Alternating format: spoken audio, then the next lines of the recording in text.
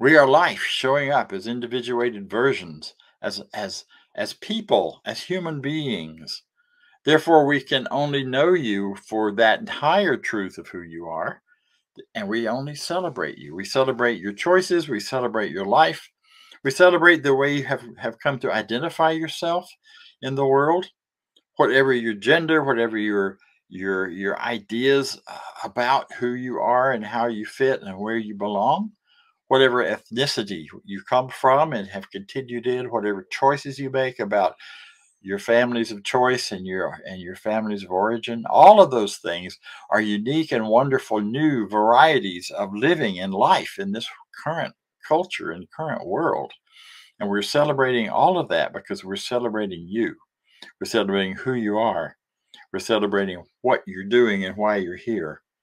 So this day is a celebration. Every service we do here is not really a service as much as it's a Sunday celebration. Celebrating life, celebrating the goodness of life, and celebrating that on some deep and high level, and with all going on in the world, it is still true and real that all is well. The Spirit has got this, that life has got this, and will continue to go and grow and expand no matter what. So I'd like to share a little more about what we believe through our Declaration of Principles.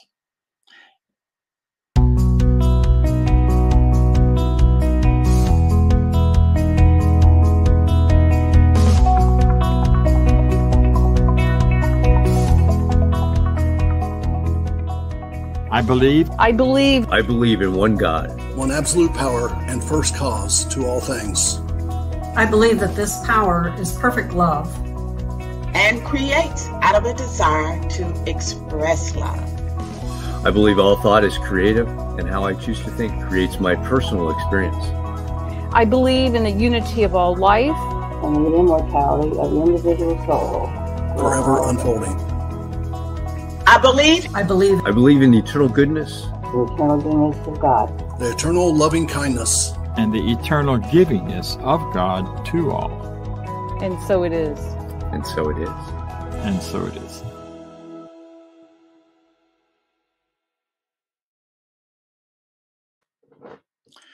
So there you have some of it. There's a lot more to be said about all of those things. We are a community of support and love as we all find the way to live more fully and more freely in this world at this time. One of those ways we do that is by supporting each other and by learning this teaching and learning the rules and the practices and the principles of the science of mind and of new thought. Ancient wisdom brought into modern thinking and modern ideas. So one of the ways we do that is through our practitioners. Our practitioners are people who are trained in this teaching, who can work with you as well as themselves to bring about change, to help you with those places where you may feel stuck, those places where you can require or desire more support. You can contact them through our website. Today we have sharing with us one of our practitioners, a lead practitioner, Doug Moody, who will talk to us and then treat with us. Thank you. Take it away, Doug.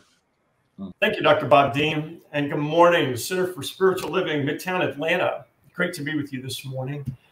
First off, today's topic is loving this body, which I think is really interesting. It was a particular area of interest to me in my practitioner training. So we're going to start this morning. I want you to all give yourselves a big hug for being here with us this morning, because I guarantee you there's going to be some great ideas that you are going to really love, that you're going to garner this morning about how to love yourself and create the body that you really want, body, mind, and spirit. I ran across an interesting quote from Dr. Ernest Holmes, the founder of this teaching, who this quote says, "Think of the body as a spiritual instrument. Say to yourself, I am the spirit manifest." I think this is a very powerful quote because it reminds us that body is always the effect and not the cause. Another way to possibly look at it is your body is a mirror reflecting back to you and to others what you think, what you say, and what you do in your actions. I ran across another anonymous quote that says, Your mind is a garden. Your thoughts and feelings are the seeds. Your body can either produce flowers or weeds. Kind of an interesting way to look at it for people like me who love gardening. It's kind of an interesting topic too. Even scientific research has concluded in various studies that talking to plants in loving and affectionate ways yields greater growth and higher numbers of blooms. Imagine what the world could be like if we talked to ourselves and to each other that way. Kind of a profound thought. Along those lines, and in the whole mind, body, spirit unity, in my practitioner training, there's a great book if you need some additional ideas or some more reading called Mind Over Medicine, and it's by Dr. Lissa Rankin. This was a real profound section of my practitioner training that I just really loved. It was very, very empowering. And this book, which was written in 2013, still has a lot of truths that are just really, really wonderful. And along with that, we see so many examples in our culture of beauty and emphasis on the body. One such being that I think even lives on today in a very powerful and present way, despite that she has passed and left this earthly realm, is the Hollywood actress Audrey Hepburn. And she was often, claimed to be one of the world's most beautiful people. And somebody at one time asked her what her beauty secrets were.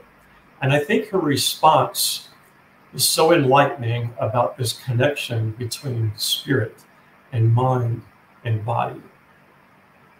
And her response was to have attractive lips, speak kind words, to have a loving look for the goodness in all people, to look skinny, share your food with the hungry, to have beautiful hair, let a child cross it with his own fingers at least once a day, to have a beautiful poise, walk knowing you are never alone, because those who love and who have loved you always accompany you.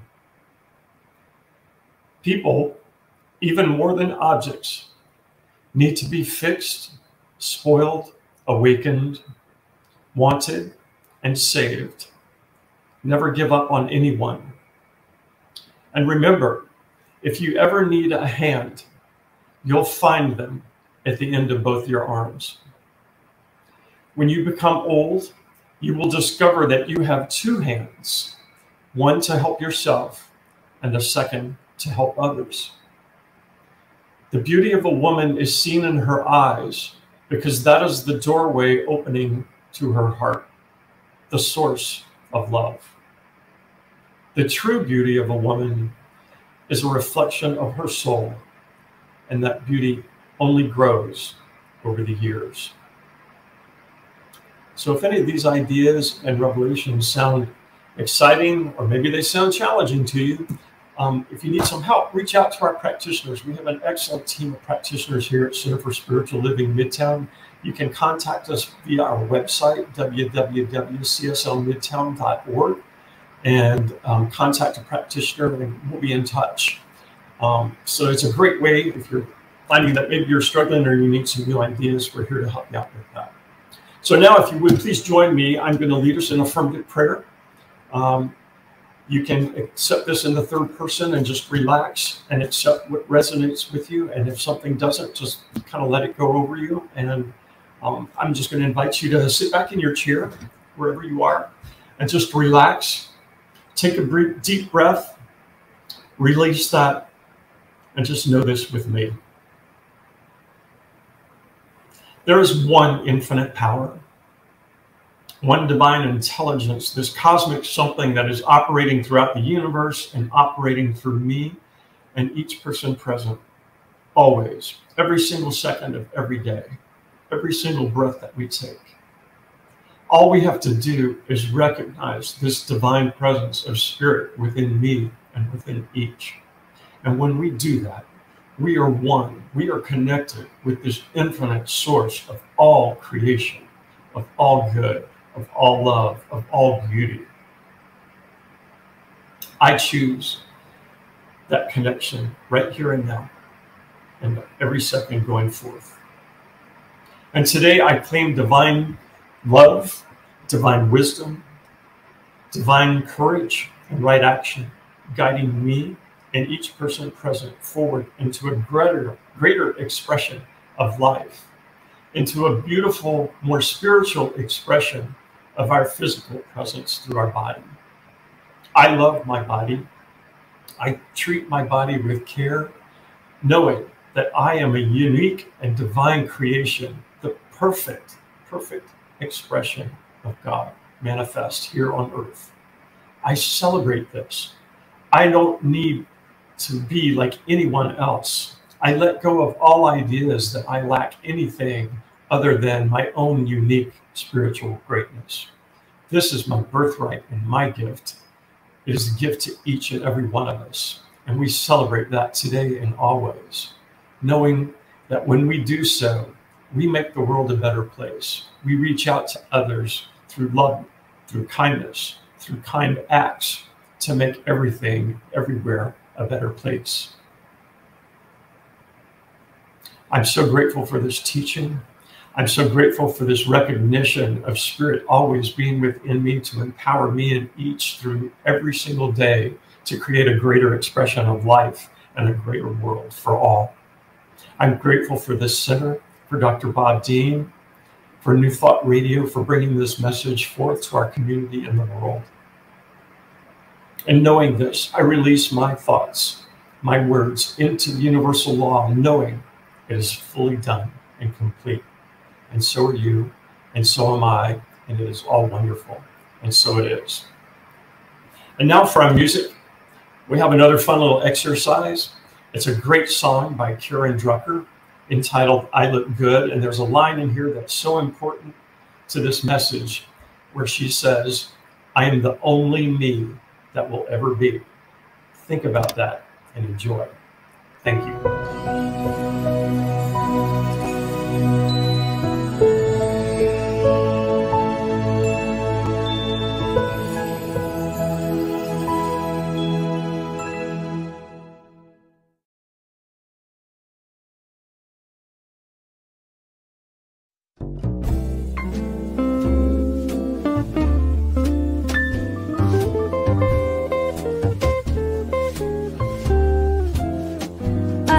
This new little game, it's the latest rage. It's not limited by race, creed, color, or age.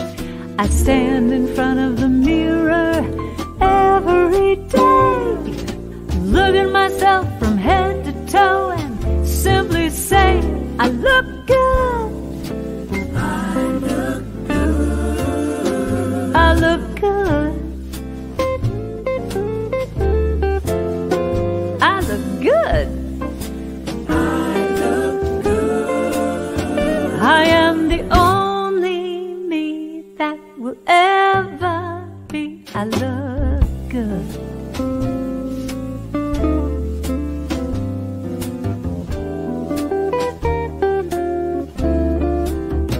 Now the rules of the game are specific and precise. I can't judge or criticize. I have to be nice.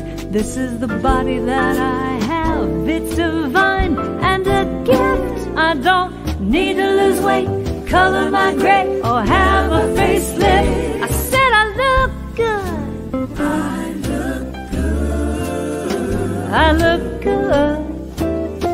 I start every day by saying I look good. I look good. I am the only me that will ever be. I look good, yeah, yeah.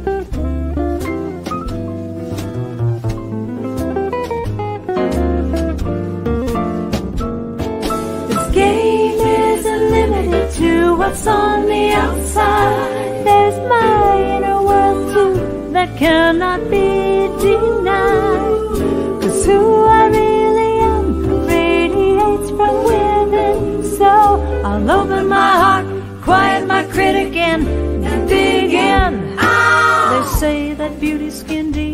but I know for a fact it's not really how you look, but more how you act. Was I kind to a stranger? Did I give love today? I can look in the mirror, look at myself, and I can say I am good. I am good. I am good. I am good. I am enough. I know I am good. I am good. I am the only me that will ever be. I look good, yeah, yeah. I look good. Ooh, I am good. I am good. Yes, I know I look good. I look good. I am the only me that will ever be. I'm good. So good.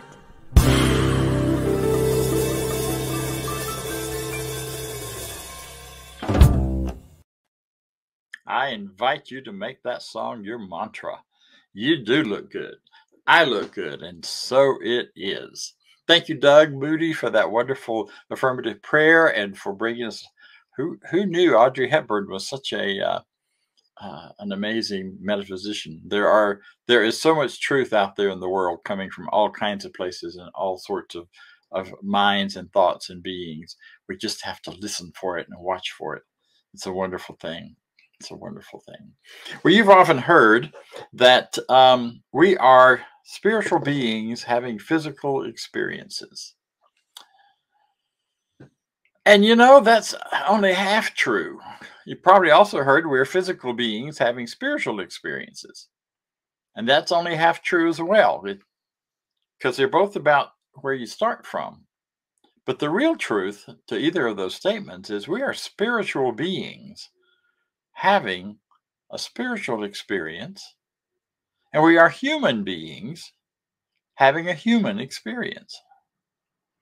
Now, those two may sound contradictory to you. They may sound like they're running in different directions, but they aren't. They're what we call a paradox.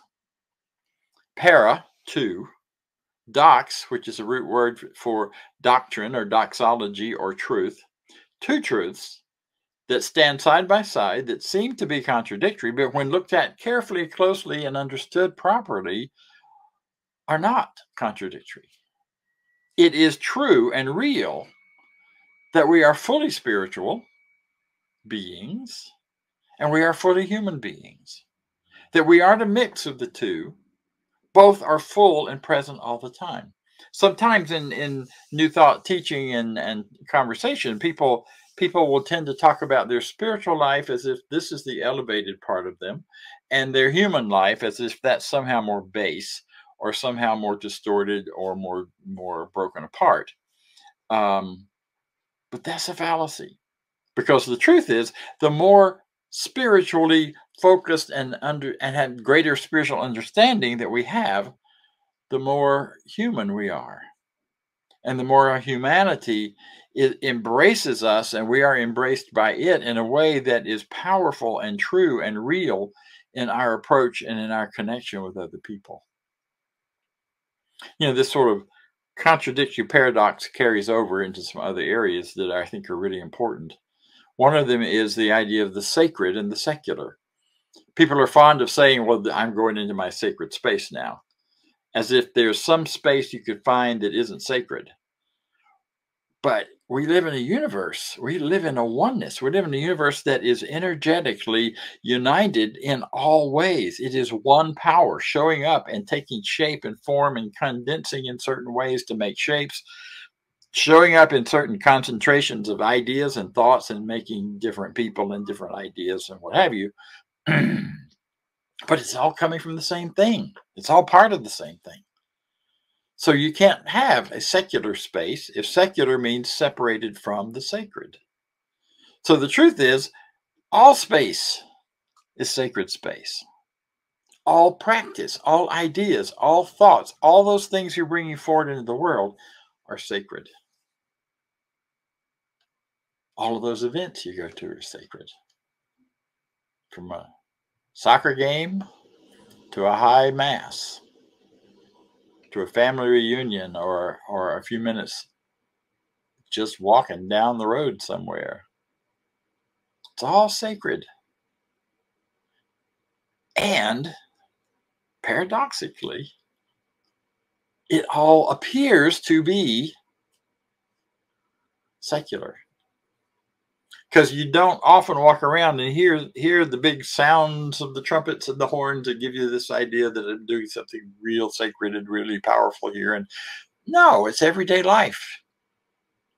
It's choosing what we care about. It's liking certain foods and not liking others. It's making choices and creating new things and bringing new ways of being into the world for ourselves and other people. I mean, it's very profane, very everyday.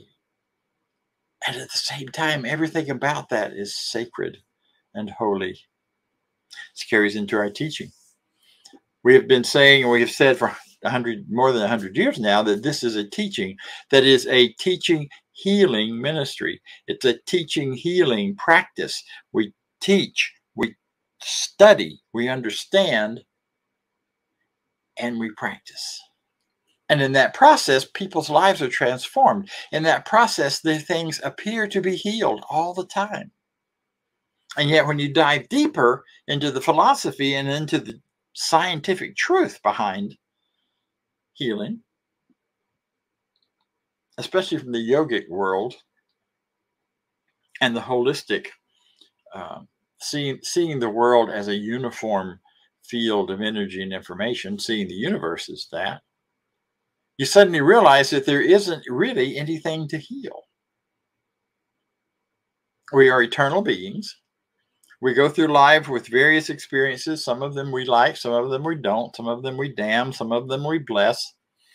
And yet all of them simply move us on to the next experience, on to the next way of living, on to the next good thing that will happen in our lives. So at a deeper level, an inner level, at a bigger, broader level, looking at this from the 60,000, 160,000 foot elevation, we see that there really is nothing to heal. There's only something to know. And healing becomes not fixing things as much as it becomes revealing underlying truth. Because as we begin to reveal the underlying consciousness that has brought into form the things that we are living with, like our bodies, then we begin to know that underneath there's a perfection. There's something within all of us that needs no fixing, that is not broken, that can never be broken. So what we are doing is tapping into that awareness, tapping into that reality, imagining our lives as if that was the only reality that we ever experienced, and all of these conditions that we run into, which do not sometimes need to be healing. Healing means simply that we take from two-ness back to oneness. We take from broken apart, or appearing to be broken apart, back into a oneness. If you think about cutting your hand, I recently had surgery on that one, so I have a real good feeling of what that's about, how that feels. You break it apart, you pull it apart, you take the oneness and you break it into two-ness. But you know what the body does immediately? It starts knitting it back together. It is natural that the two parts come back together in one.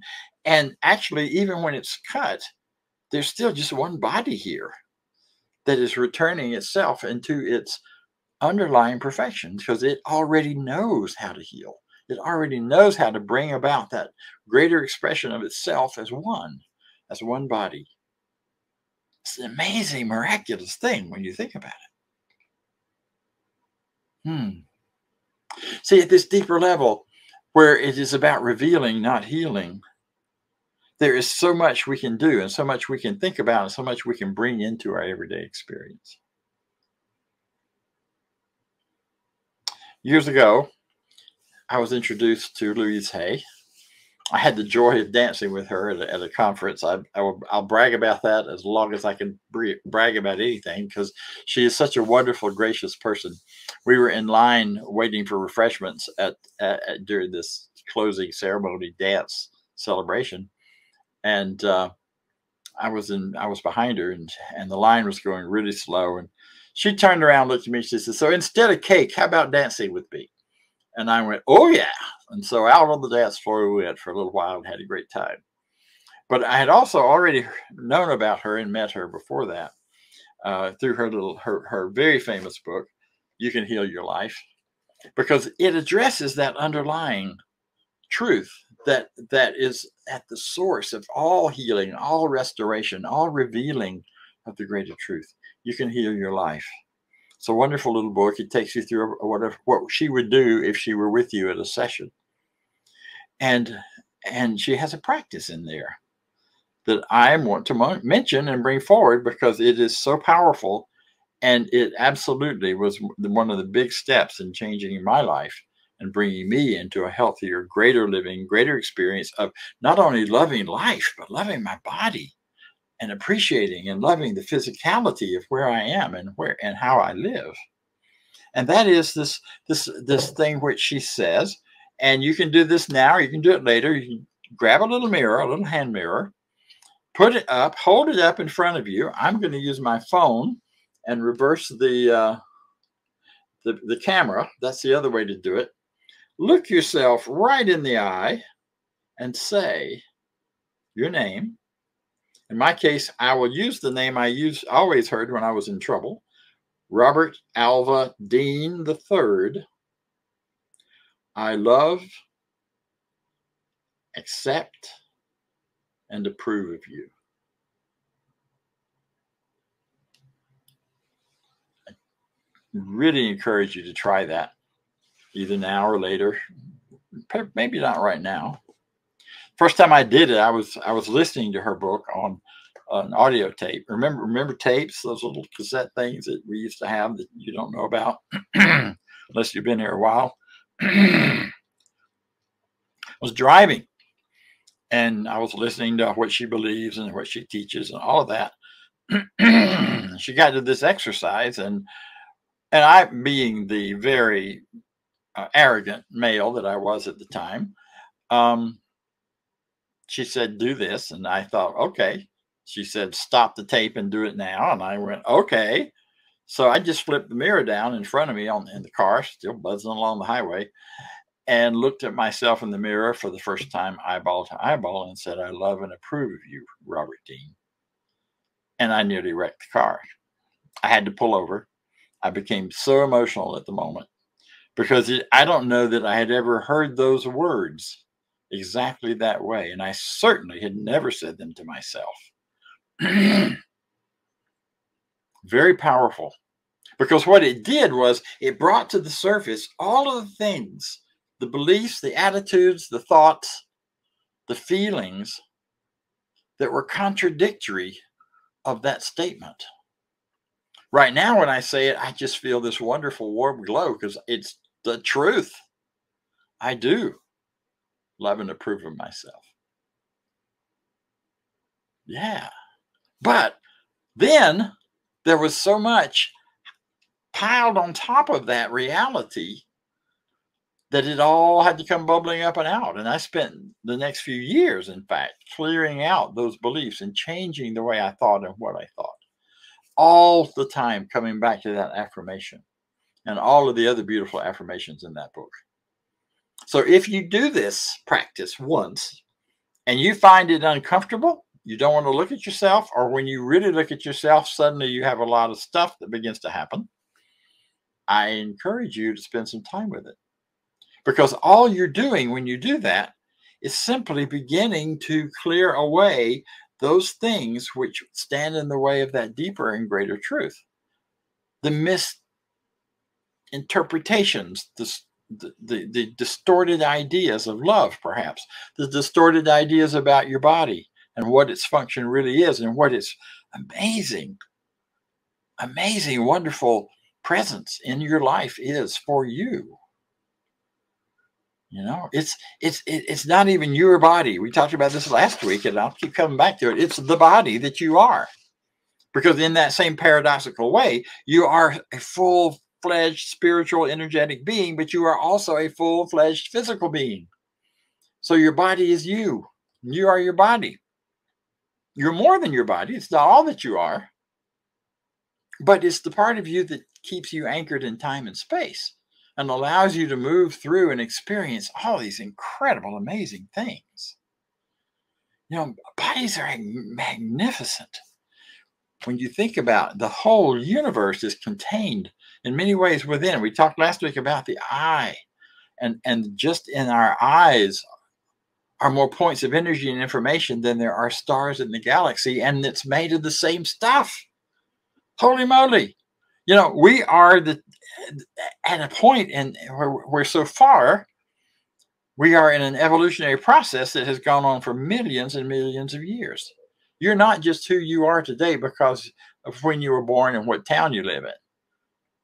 You are who you are today because of millions of years of evolution bringing you to this point and connecting you with all time and all space before that. And your body is the expression of that. Double wow, huh? You know, and we have these great ideas when we think about this, and I made of star stuff. Well, that's not just a metaphor, that's a physical reality. All of the physical elements in your body come from the stars and the planet here, but come through there and through all those places. And we're fired and energized by the energy of the stars. And yet, we are a star in our own way. You know, and that's so great to have in an abstract sort of way. My teacher, Ernest Holmes, was my teacher, but I didn't know him personally. But my version of that teacher that I did know personally was Kennedy Schultz. And he said, you know, people believe in the body as such a wonderful instrument and a wonderful thing to do. People believe in all of this spiritual truth. And yet the biggest stumbling block is, except for mine. The body is amazing. It's beautiful. It functions in so many wonderful ways. While you're listening to my voice, your body is creating new parts for itself constantly. It's processing all of the chemical reactions. It is containing millions of other organisms in it that are part of it and necessary to its function. They're all working there, doing their little jobs in their places. You're not an individual body. You're an individual organism of organisms. You're a universe within yourself. But when we get so negative about ourselves, when we let images from the world around us tell us there's something wrong with us or something's wrong about us or that we don't have the right body. I should have had that one. I've sure felt that way sometimes. They told me when I was a kid I should be a football player because I'm so big. I was terrified and hated football. I went out one time, got the breath knocked out on me 4 times in the first practice and said, that's enough of this. I can find other ways to abuse myself. But had I stayed in that, I always had the image that if I had stayed with that, I would have had this massive, muscle-bound, big body that I should have had. Well, I shouldn't have had it because it would have required me to get knocked out a lot. I don't want to do that. And it's taken some time for me to learn to love and appreciate the one I got now. Because it's the one that really reflects who I am and what I am about. And it serves me in such wonderful, wonderful ways. It's a beautiful thing. But we can get on such a negative tear about that. I have the wrong one. I should be this or that. You know, and all this stuff about spiritual mind treatment and life-changing experiences and all these things that happen so beautifully and so well for so many people, they just don't work for me. Sorry, doesn't work. Can't do it. Never will. Never has. I'm the exception to spiritual law. I'm the exception to the way life works. I'm the exception to natural law and the way things go. I'm just a lost cause. Well, you know what? Like we said at the beginning, there is nowhere that energy and power and the power of spirit is not present. Spiritual law is present, working wherever you are, however you are. And so anytime you set yourself apart and say, this doesn't apply to me. I mean, I'm worse than or special than. It's a really arrogant kind of thing to say, even though the arrogance may be turned in a really negative way. How arrogant to say, I'm not part of God, because everything else is. So if I'm not part of God, what could I be?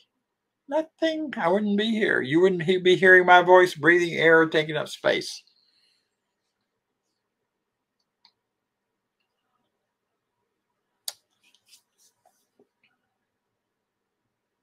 But lest we judge ourselves harshly for thinking ourselves above and beyond or below. I used to call myself subhuman back in my teenage years because I thought my desires and urges and sexuality was so evil and so bad. Little did I know that my version of sexuality has been around as long as there has been creation on the planet, as long as there have been humans, as long as there have been animals. And scientific theory proven shows that for there to be the homosexual experience showing up again and again and again, generation after generation, without being able to self-replicate, means it's showing up again and again and again because it's necessary to the species. Science has backed that up and built that up for years. They've tested it. They've looked at it. It's not just some excuse. It's a physical truth. All people, whatever your sexuality or whatever your sexual identity, whatever your personal identity, all of those things that we are coming to understand in a bigger and broader way right now than ever before. All of those things are there because they're necessary to life on the planet, to life of our human species, to life of all the other species around us. It's all connected and necessary. So how can I do anything but love this body, through which I am walking through the world and having experiences and tasting and loving and smelling and feeling and all of those wonderful things. It is a beautiful, miraculous thing to be part of this body and to live this body right now.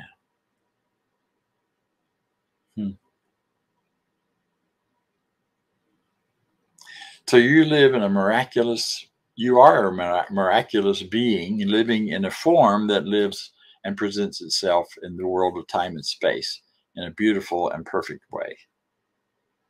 So I invite you to know that within every part of this physicality of yours, as Dr. Ernest Holmes says, there's a cosmic or divine pattern at the center of every organ of the physical body.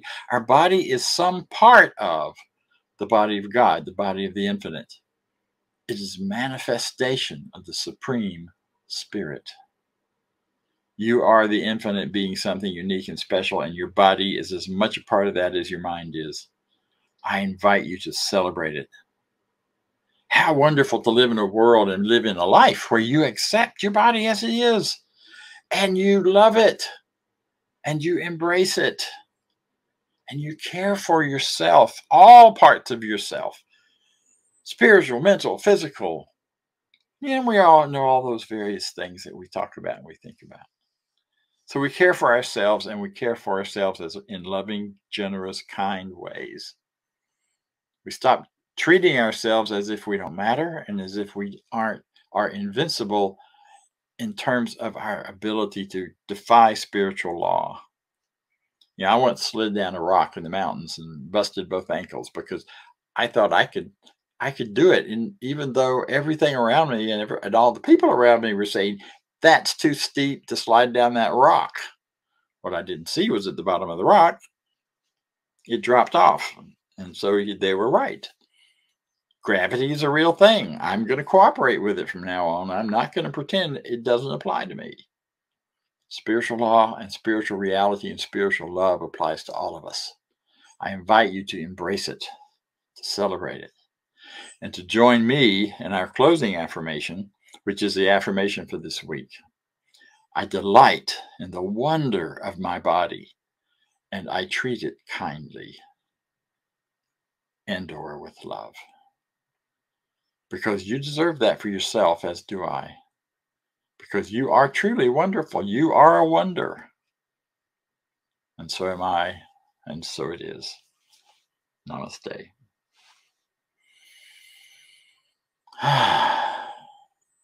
So in this joyful feeling and attitude and knowing, I invite you to join me in thinking about the giving, receiving, flowing. Everything in our bodies works the way it works because of the circulation of blood, circulation of life, circulation of all kinds of things, circulation of chemical reactions physically, circulation of prosperity and giving and receiving out in the universe. So I invite you to enhance and expand your circulation, your spiritual, financial circulation, your own prosperity by giving to the places that give you back great good and great ideas and great truth. And I hope that for you, Center for Spiritual Living Midtown is one of those places. And I invite you to join us in that contributing and giving. As you see, there are lots of ways to do it. You can simply scan the code. You can go through our donation page on the website. Whatever way you do it, the most important thing that you do is in consciousness as well as the physical expression of consciousness. So join me, if you will, in our affirmation of prosperity.